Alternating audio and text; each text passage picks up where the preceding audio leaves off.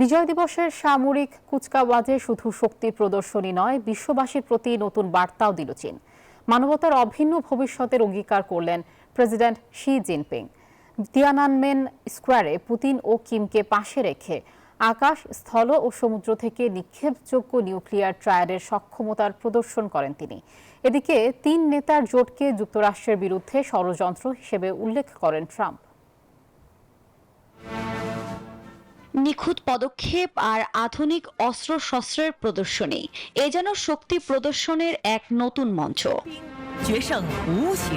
বুধবার বেইজিং এ উদযাপন হয় দ্বিতীয় বিশ্বযুদ্ধে জাপানের বিরুদ্ধে চীনের প্রতিরোধের ৮০তম বর্ষপূর্তি।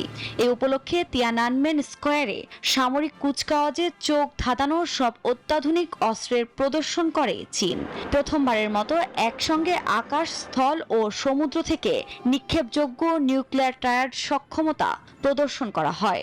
৭০ মিনিটের এই প্রদর্শনীতে নিজেদের সর্বাধুনিক পারমাণবিক ক্ষেপণাস্ত্র, ট্যাঙ্ক আর যুদ্ধবিমানে বেইজিং তুলে ধরেন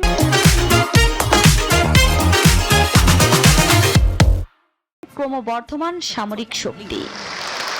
অনুষ্ঠানে নেতৃত্ব দেন দেশটির প্রেসিডেন্ট শি জিনপিং।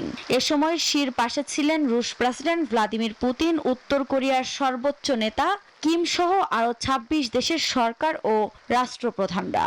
৫০,০০০-এর বেশি দর্শকের উদ্দেশ্যে ভাষণ দেন চীনের প্রেসিডেন্ট। শান্তি না যুদ্ধ, সংলাপ নাকি সম্মুখ সমর, দুই পক্ষের জয় নাকি সব পক্ষের ক্ষতি, এসব পথের একটা বেছে নেয়ার সামনে দাঁড়িয়েছে মানবতা। আমরা কখনোই কোনো হুমকির কাছে মাথা নত করব না। এদিকে এই আয়োজনকে বিশ্বশক্তি হিসেবে চীনের উত্থান এবং পশ্চিমাদের প্রতি এক কঠোর বার্তা হিসেবেই দেখছেন বিশ্লেষকরা।